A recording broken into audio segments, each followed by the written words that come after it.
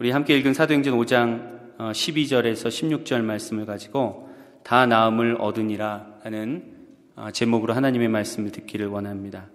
여러분, 우리가 지난 주일에 들었던 말씀을 잠깐 복습해 보면 초대교회에 있었던 매우 두려운 사건을 우리가 지난 주일에 들었습니다. 아나니아와 삽비라라는 부부가 교회를 속이고 성령을 속이려고 하다가 하나님의 즉각적인 심판을 당한 그런 두려운 이야기를 들었습니다. 인간적인 관점에서는 매우 슬프고 그리고 안타까운 일이었지만 그 일로 인해서 온 교회가 그리고 그 일을 듣는 사람들이 하나님을 두려워하게 되었다라는 그러한 말씀을 들었죠. 그래서 이 성령의 역사로 세워진 초대교회가 구약의 성전의 기능을 하고 있었다. 그러니까 하나님의 거룩하신 임재가 언제나 있었던 그런 성전의 기능을 하고 있었음을 우리가 말씀을 통하여서 배웠습니다. 그러니까 지난 주일에 들은 말씀은 하나님께서 친히 성전인 교회를 정화시키신, 거룩하게 하신 놀라운 사건이었다는 거지요. 오늘 함께 읽은 본문 말씀은 그 사건 이후에 초대교회에 계속된 성령의 역사에 대한 기록입니다. 그러니까 성령께서는 우리는 언제나 성령의 역사가 일어나면 모든 것이 좋고 은혜롭고 이러한 성령의 역사를 기대하고 있는데 어떤 경우에 성령께서는 우리 안에 있는 더러운 것들을 없애주시고 그리고 우리를 정결케 하는 그런 두려운 역사를 이루기도 한다는 겁니다. 그렇게 교회를 성결케 하신 성령의 역사가 오늘 본문 말씀에서 보면 계속해서 놀라운 사건으로 일어나고 있는 것을 우리가 보게 됩니다. 여러분 12절과 13절 말씀을 같이 한번 보시면 이렇게 기록되어 있습니다. 사도들의 손을 통하여 민간에 표적과 기사가 많이 일어나매 믿는 사람이 다 마음을 같이하여 솔로몬 행각에 모이고 그 나머지는 감히 그들과 상종하는 사람이 없으나 백성이 칭송하더라. 아멘. 사도들의 손을 통하여 민간에 무엇이 많이 일어났다고 합니까? 표적과 기사가 많이 일어났다. 여기서 민간이라는 말은 사람들 가운데 표적과 기사가 많이 일어났다는 거죠. 여러분, 표적과 기사는 오늘날의 언어로 얘기하면 쉽게 얘기해서 기적입니다. 우리가 믿을 수 없는 일들, 우리의 이성적인 판단으로 합리적인 생각으로는 도저히 일어날 수 없는 그러한 일들, 우리가 사도행전 3장 말씀을 통해서 보았듯이 한 번도 걸어보지 못한 나면서부터 장애를 입은 자가 걷게 되는, 걸을 뿐만 아니라 뛰어서 하나님을 찬양하는 그러한 역사가 바로 표적과 기사입니다. 그것이 기적이라고 할 수 있죠. 그런데 이 표적과 기사가 담고 있는 의미들이 조금 다릅니다. 표적이라는 것은 어떠한 그러한 사건이 지시하는 영적인 의미를 강조하는 겁니다. 어떤 병자가 고침을 받았다는 것, 그것이 그 사건 자체로 끝나는 것이 아니라 그 사건이 지시하고 있는 어떤 영적인 의미가 있다는 겁니다. 그 무엇입니까? 그 사건을 통해서 하나님이 어떤 분이신지를 우리에게 나타내 주시는 사건, 그리고 하나님께서 지금도 우리 가운데 어떠한 일을 행하고 계시는지를 나타내 주시는 사건에 대해서 표현할 때 표적이라는 말을 쓰죠. 영어 성경에는 지금 뭐라고 되어 있나요? 영어 성경에는 그냥 signs라고 되어 있죠. signs라고 되어 있습니다. 어떤 성경에서는 miraculous signs라고 표현을 하죠. 기적적인 역사인데 그것이 목적이 아니라 그것이 어떤 더 깊은 영적인 의미를 우리에게 전달하고 있는 것이 바로 표적입니다. 반면에 기사는 무엇입니까? 기사는 기이한 사건이라는 말이고 영어 성경에 여러분 보시면 뭐라고 지금 표현되어 있죠? wonder라고 되어 있습니다. wonders. 우리 wonderful 할 때 그 wonder입니다. wonder라는 것은 어떠한 사건이 일어났고 그 사건을 보는 사람들의 반응에 대한 표현입니다. 어떤 반응입니까? 놀라운 것. 그렇죠? 그 사건을 보고 모두 놀라게 되는 그러한 사건을 바로 기사라고 합니다. 본문 말씀에 있는 것처럼 사도들의 손을 통하여, 사도들의 사역을 통하여서 사람들 가운데 표적과 기사가 많이 일어났습니다. 그리고 믿는 사람이 다 마음을 같이하여 솔로몬 행각에 모였습니다. 솔로몬 행각은 우리가 지난번에 들은 것처럼 예루살렘 성전 바깥들을 둘러싸고 있는 주랑이죠. 거기에 모여서 믿는 사람들이 무엇을 했을까요? 그들이 솔로몬 행각에 모여서 여러분 무엇을 했을 것 같습니까? 그들이 사도들로부터 하나님의 말씀을 배웠겠죠. 특별히 구약 성경에 나타난 많은 예언들이 나사렛 예수를 통하여서 어떻게 성취되었는지, 왜 그분이 정말로 메시아이고 구세주이신지에 대한 말씀을 그들이 배웠을 겁니다. 13절 말씀에 보니까 그 나머지는 감히 그들과 상종하는 사람이 없으나 백성이 칭송하였다라는 말씀이 있습니다. 그 나머지는 누굽니까? 믿는 사람들 이외에 다른 유대인들은 그 믿는 사람들과 감히 상종하지 못했다라는 말입니다. 왜 상종하지 못했을까요? 그러니까 믿는 자들이 함께 솔로몬의 행각에 모여서 하나님의 말씀을 듣고 그리고 예수 그리스도에 대해서 그들이 배우게 될 때 믿지 않는 자들이 그들과 함께하지 못했다는 겁니다. 왜 그랬을까요? 두 가지 이유가 있는데, 첫 번째는 그 자리에 모인다라는 것은 당시 유대교 권력자들로부터 내가 위협을 받겠다는 겁니다. 각오를 해야 되죠. 여러분, 우리가 말씀에서 들은 것처럼 이미 유대교의 공회에서 베드로와 요한을 붙잡아서 그들을 협박했습니다. 그러니까 예수를 믿는다는 것은, 그 무리에 들어간다는 것은 내가 당시의 권력자들로부터 그러한 박해를, 그러한 위협을 받겠다라는 의미이기 때문에 사람들이 함부로 믿는 무리와 함께하지 못했습니다. 또 한 가지 이유는 무엇일까요? 우리가 지난 주일에 들은 것처럼 사람들이 무슨 소식을 들었습니까? 아나니아와 삽비라의 이야기를 들었죠. 야, 저들의 무리가 우리가 함부로 갈 수 있는 곳이 아니구나. 저곳에는 거룩한 하나님의 영의 역사가 있는 곳이구나. 거짓된 마음으로, 위선된 마음으로 그들이 무엇을 하는가 엿보려고 갔다가 해를 당할 수도 있겠구나 라는 그러한 두려운 마음이 있었기 때문에 나머지 사람들이 감히 그들과 상종하지 못했습니다. 그러나 백성들이 무엇을 했습니까? 칭송을 했습니다. 그 초대교회의 그 무리들, 믿는 무리들, 나사렛 예수를 부르짖고 예수의 이름으로 증거하는 그 무리들이 칭송하였다는 겁니다. 그 결과 14절 말씀에 보니까 믿고 주께로 나오는 자가 더 많으니 남녀의 큰 무리더라.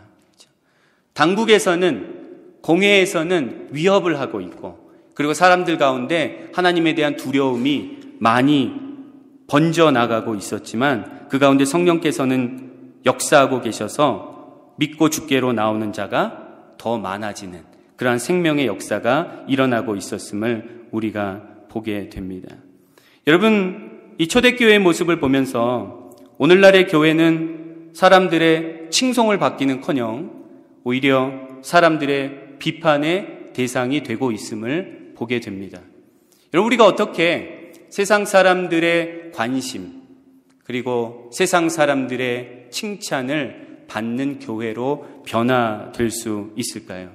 여러분, 세상 사람들의 관점에서 볼 때 교회의 어떤 모습을 보면 야, 나도 한번 저들이 무엇을 하고 있는지, 저들이 과연 어떤 사람인지, 그리고 저들이 믿는 하나님이 어떤 분인지 알고 싶다라는 그러한 마음이 들게 될까요? 우리가 대단히 멋있는 교회 건물을 건축하고 그리고 제가 더 열심히 훈련해서 더 탁월한 설교를 전하고 그리고 우리가 세상이 주지 못하는 대단한 교육 프로그램을 갖고 상담 프로그램을 하고 이러한 것들이 과연 세상 사람들로 하여금 우리에게 관심을 갖고 우리를 칭찬하는 것이 될까요? 여러분은 어떻게 생각하십니까? 여러분, 세상이 교회를 보면서 기대하는 것은 무엇일까요? 교회를 보면서 과연 무엇을 기대할까요? 교회 전체로 하면 감이 잘 안 오니까 세상의 사람들이 여러분을 보면서 무엇을 기대할까요? 여러분들이 세상에 나아가서 살아가게 될 때 많은 세상 사람들을 만나게 되지요. 그리고 그들이 여러분들은 하나님을 믿는 사람임을, 여러분은 예수 그리스도를 영접한 하나님의 사람들임을 알고 있다고 가정해 봅시다. 그러면 그들은 여러분에게 무엇을 기대할까요? 여러분을 통해서 무엇을 보기를 원할까요? 그들이 보기를 원하는 것은 하나님이 살아계시다는 것을 보고 싶은 겁니다. 여러분의 삶을 보면서, 우리 교회의 모습을 보면서, 야, 우리의 눈으로 보이지 않는, 나는 믿지 못하는 그 하나님이 저들을 보니까, 저 사람을 보니까 분명히 살아있는 것 같구나. 그 하나님의 권능과 하나님의 역사를 그들이 보고 싶어 합니다. 여러분, 오늘날 교회가 세상 사람들의 관심과 그리고 세상 사람들의 칭송을 받을 수 있는 길은 다른 것이 아니고 우리의 삶 가운데 드러나는 하나님의 능력입니다. 하나님의 능력으로 말미암아 나 자신의 모습이 변화될 때, 야, 저 사람 예전에는 돈밖에 모르던 사람인데, 야, 지금은 저렇게 돈을 세상 사람들을 위해서 사용하고 있네. 저 사람 예전에는 술밖에 모르던 사람인데 이제는 술을 멀리하고 하나님의 나라를 위해서 저렇게 애쓰고 사랑하고 있네. 이러한 모습들을 보게 될 때 세상 사람들은, 야, 하나님이 정말 계시긴 계신가 보다. 저런 사람이, 저런 인간이 변화된 걸 보니까 뭐가 있기는 있는가 보다 라고 생각하면서 교회에 대하여, 그리고 우리가 믿는 하나님에 대하여 좀 더 깊은 관심을 갖게 될 줄로 믿습니다. 여러분, 우리에게 본질적으로 필요한 것은 하나님의 능력으로 말미암아 우리라는 존재가 바뀌는 겁니다. 우리의 가치가 바뀌는 겁니다.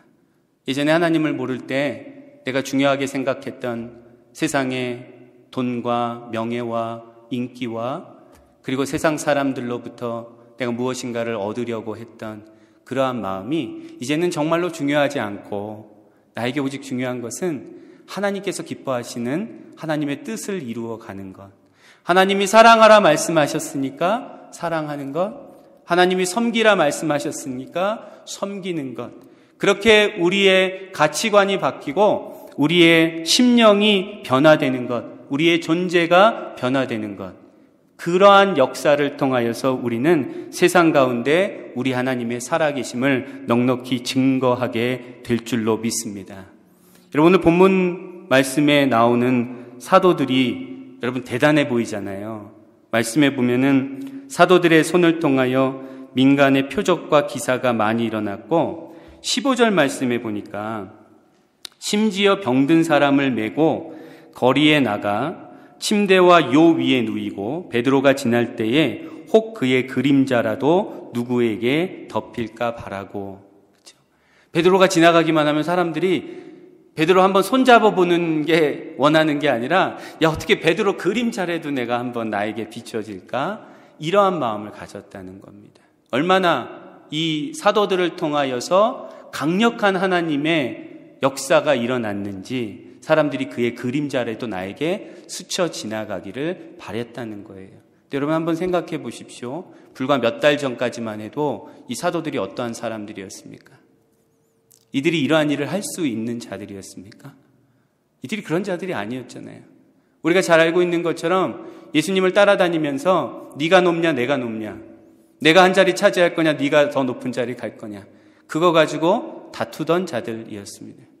예수님께서 십자가를 지시기 전에 고난당하실 때 다 도망갔던 자들이고, 심지어 도망가지 못하고 궁금해서 예수님을 따라갔던 베드로는 예수님이 고난당하고 계시는데 3번이나 예수님을 모른다고 부인했던 사람입니다. 그런데 그들이 지금 변화되어서 그들의 손을 통하여서 하나님께서 이루고자 하시는 표적과 기사가 놀랍도록 지금 일어나고 있다는 겁니다. 이러한 모습, 이토록 변화된 모습을 보게 되니까 그들 주변에 있던 믿지 않는 자들도 그들을 칭송할 수밖에 없었고, 그들이 전하고 있는 나사렛 예수가 과연 누구인지 어떤 분인지를 알고자 하여서 많은 사람들이 믿고 주께 나아오는 역사가 일어나게 됐다는 겁니다. 여러분, 간절히 바라기는 우리에게도 하나님의 권능의 역사가 나타나기를 원합니다. 그래서 우리가 변화되기를 원합니다. 내가 그동안 예수를 믿고 나서도 여전히 세상 가운데 나에게 중요했던 것들, 나의 만족과 유익을 위하는 것들, 그러한 것들이 더 이상 중요하지 않고 정말 하나님께서 원하시는 것, 하나님께서 우리에게 말씀하신 것, 그것을 정말로 우리의 삶의 가장 중요한 가치로 여기며 살아갈 수 있는 우리들이 되기를 소망합니다. 그래서 여러분 한 사람 한 사람을 통하여서 여러분 주변의 사람들이 야, 내가 예수 믿는 사람 많이 봤지만 저 사람을 보니까 진짜 하나님이 살아계신가 보다. 저 사람 정말 그런 사람 아니었는데 저렇게 저 사람이 변화된 것을 보니까 하나님의 살아계심이, 하나님의 역사가 분명히 있기는 있는가 보다. 저 사람 어느 교회 다니나? 에덴교회를 다니는데 나도 한번 에덴교회를 가봐야 되겠다. 여러분, 이러한 역사가 우리들 가운데 일어날 수 있다면 그것이 얼마나 하나님께서 기뻐하시는 생명의 역사일까. 여러분, 그러한 생명의 역사를 사모하며 살아갈 수 있는 이번 한 주간이 되기를 주님의 이름으로 축원합니다. 여러분, 15절과 16절 말씀에 아까 말씀드린 것처럼 이 당시의 사도들의 손을 통하여서 일어났던 표적과 기사가 얼마나 강력하였는지에 대한 말씀이 소개되어 있습니다. 다시 한번 15절과 16절 말씀 읽어드립니다.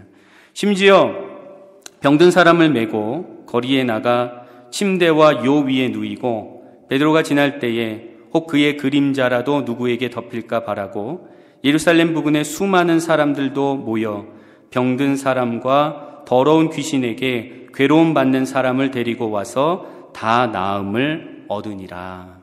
아멘.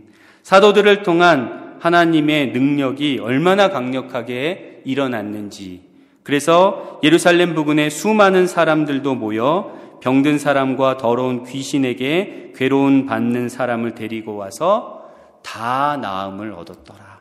그렇죠? 그러한 놀라운 치유의 역사가 일어나고 있었음을 우리가 오늘 말씀을 통하여서 보게 됩니다. 근데 여러분, 왜 하나님의 능력이 이러한 치유의 역사로 나타났을까요? 예수님께서도 이 땅에 오셔서 많은 병자들을 고쳐주셨죠. 그리고 귀신 들린 자들을 자유케 해주셨습니다.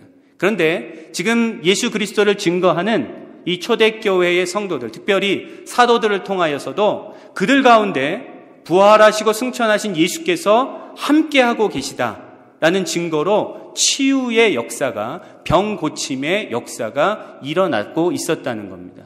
여러분, 왜 하나님의 능력은 이 땅 가운데 그렇게 치유의 역사로 일어나고 있었던 것일까요? 여러분, 치유라는 것은 무엇입니까? 병 고침이라는 말 그대로 치유는 단순히 의료적 필요가 긴박한 사람들에게 병을 고쳐주는 그러한 행위를 말하는 것은 아닙니다. 물론 그것도 포함하고 있지만 그것이 하나님께서 일으키고 계시는 치유의 핵심은 아닙니다. 그럼 핵심은 무엇일까요? 하나님께서 이 땅 가운데 치유를 행하시고 병을 고쳐주시는 그 하나님의 역사의 핵심은 무엇일까요?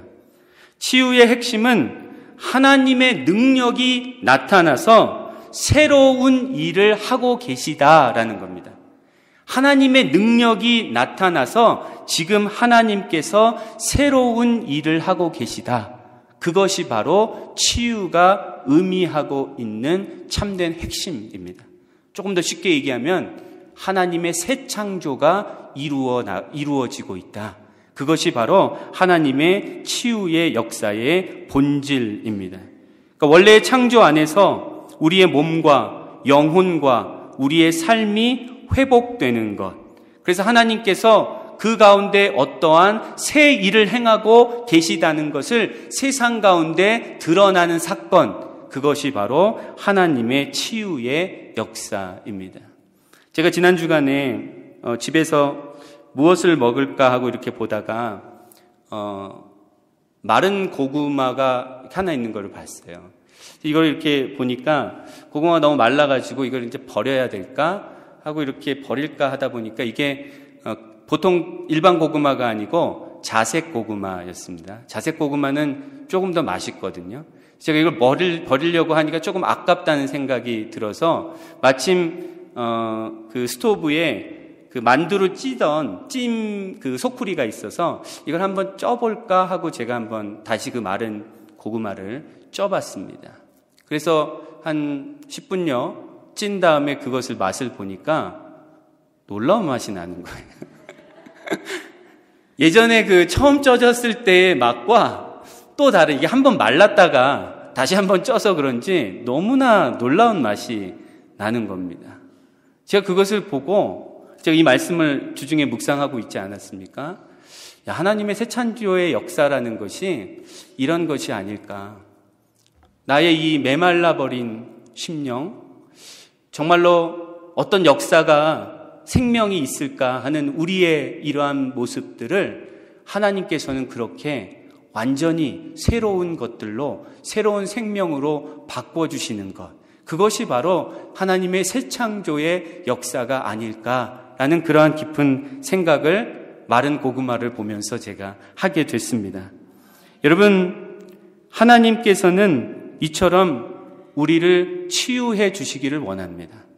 하나님은 여러분의 심령 가운데, 여러분의 삶 가운데 지금도 새 창조의 역사를 이루어 가시기를 원하십니다. 우리가 믿는 하나님은 창조의 하나님일 뿐만 아니라 우리가 믿는 하나님은 새 창조의 하나님이십니다. 우리를 완전히 치유하시고 회복시켜 주시는 하나님입니다. 여러분, 하나님의 새 창조의 능력과 역사가 가장 절정으로 보여진 사건이 무엇입니까? 성경에 있는 사건인데 어떤 사건일까요? 예수 그리스도의 부활의 사건입니다. 예수 그리스도의 부활은 하나님께서는 바로 회복의 하나님, 치유의 하나님, 새 창조의 하나님이심을 우리에게 가장 분명하게 드러내 주신 절정의 사건입니다. 어디까지 치유하시는 거예요? 죽음까지도 치유하시는 거예요. 우리는 죽음은 다 끝인데, 죽었으면 이제 다 얘기가 끝나는 것인데, 그 죽음에서부터 생명을 일으키시는, 부활의 몸을 일으키시는 그 하나님의 새 창조의 능력이 절정으로 드러난 사건이 바로 예수 그리스도의 부활인 줄로 믿습니다. 여러분, 이처럼 우리는 부활의 하나님, 새 창조의 하나님을 바라보며 살아가야 합니다. 하나님의 치유와 하나님의 새 창조를 우리의 삶의 자리에서 언제나 소망해야 합니다. 여러분, 우리는 모두 구원받았죠? 우리는 영생을 누릴 자들입니다. 그런데 하나님께서는 여러분들이 죽어서 하나님 나라의 영생을 누리는 것, 물론 그것도 하나님 너무나 기뻐하시고 하나님의 궁극적인 목적이지만, 하나님을 믿는 여러분들이 이 땅 가운데서도 날마다 우리를 새롭게 하여 주시는 하나님의 새 생명을 공급받으며 살기를 원하십니다. 그래서 여러분, 우리가 병들면 어떻게 해야 돼요? 이거 받아들여야지 해야 됩니까? 물론 믿음이, 하나님이 또 그런 마음을 주시면 받아들여야겠죠. 그런데 우리가 병을 들었을 때 그 병이 낫기를 위하여 하나님께 기도해야 합니다. 여러분, 나의 마음이 메말라 갈 때 어떻게 해야 합니까? 하나님께 기도해야 합니다. 하나님, 나에게 새 생명을 불어넣어 주시옵소서. 내 마음을 치유하시고 나를 회복시켜 주시옵소서라고 기도해야 합니다. 내 주변의 사람들과의 관계가 자꾸 깨어지고 어그러질 때 여러분 어떻게 해야 합니까? 하나님, 나로서는 회복할 수 없지만 우리 하나님의 능력으로 나와 함께하여 주셔서 내 주변에 깨어진 관계들이 회복되게 하여 주시옵소서. 내가 새 창조의 하나님, 치유의 하나님을 나의 삶 가운데 실제적으로 경험하며 살게 하여 주시옵소서라고 여러분 간절히 기도해야 될 줄로 믿습니다. 여러분, 성경에 있는 말씀 가운데 우리 하나님의 치유와 새 창조의 능력을 가장 드라마틱하게, 가장 극적으로 보여주는 내용이 하나 있는데, 그것이 바로 우리가 잘 알고 있는 에스겔이 본 마른 뼈의 환상입니다.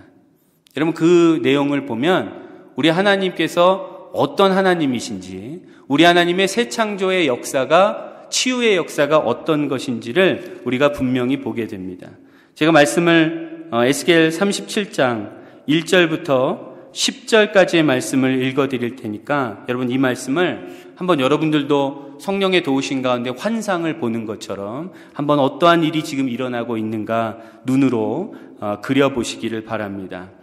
여호와께서 권능으로 내게 임재하시고 그의 영으로 나를 데리고 가서 골짜기 가운데 두셨는데 거기 뼈가 가득하더라.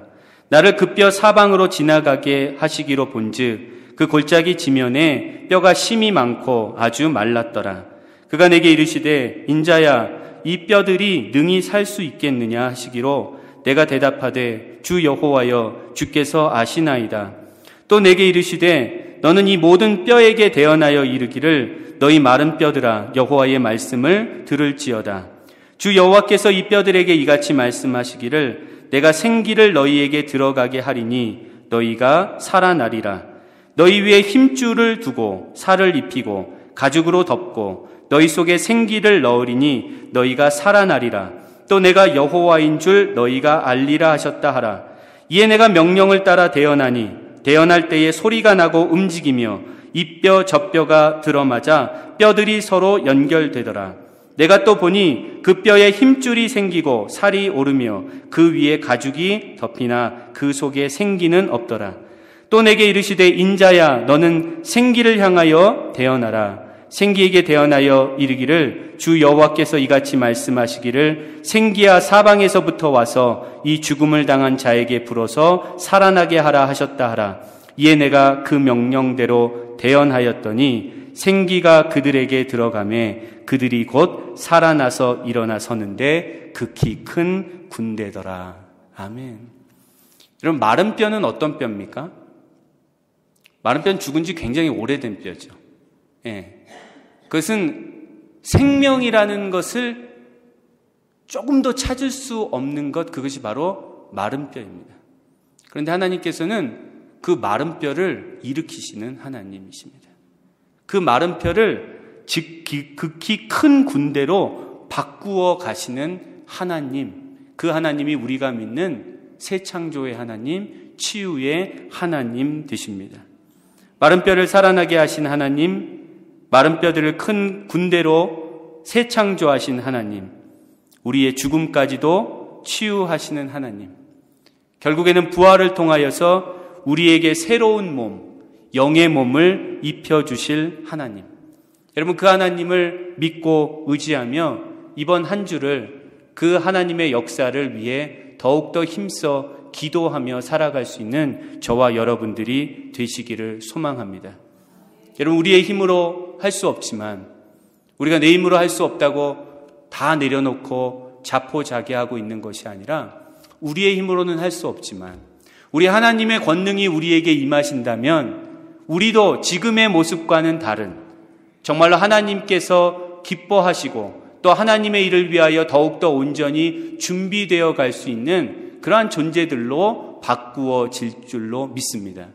제가 가만히 보면 우리에게는 무엇이 부족하냐면 믿음이 부족하죠. 제가 오늘 전한 말씀 여러분 모르는 말씀 있습니까? 다 아는 말씀이에요. 다 아는 말씀이에요. 우리가 몰라서가 아니에요. 우리가 믿지 못해서 그렇습니다. 성경에는 사도들을 통하여 그러한 표적과 기사가 하나님의 권능이 나타났다고 하는데 성경에는 하나님께서 선지자를 통하여서 마른 뼈들을 지극히 큰 군대로 변화시키는 역사가 일어났다고 하는데 내가 그것을 아는데 우리는 그것을 믿지는 않습니다. 나의 삶 가운데 그것을 현실로 받아들이지는 않습니다. 그러니까 그냥 이렇게 이 모습대로 나는 살다가 갈 것이라고 그거를 믿고 있습니다. 우리의 믿음이 새로워져야 합니다. 하나님의 말씀을 믿는다는 것은 그 말씀을 나의 현실로 받아들인다는 겁니다. 하나님께서 역사하여 주시면 나같이 무능력한 자가, 나같이 메마른 자가 하나님의 풍성한 생명의 역사를 일으키는 자로 변화될 수 있다는 것을 현실로 받아들이는 겁니다. 그때가 언제일지 모르지만 그것이 분명히 이루어질 것임을 믿고 기도하며 하나님께 부르짖으며 나아가는 자들에게 하나님의 새 창조의 역사, 치유의 역사가 온전히 나타나게 될 줄로 믿습니다. 우리의 마음을 새롭게 하고 우리의 믿음을 새롭게 함으로써 그리고 하나님 앞에 더욱더 간절히 기도하며 나아감으로써 하나님의 새 창조의 역사를, 하나님의 회복의 역사를, 치유의 역사를 경험하는 저와 여러분들이 되시기를 주의 이름으로 간절히 축원합니다.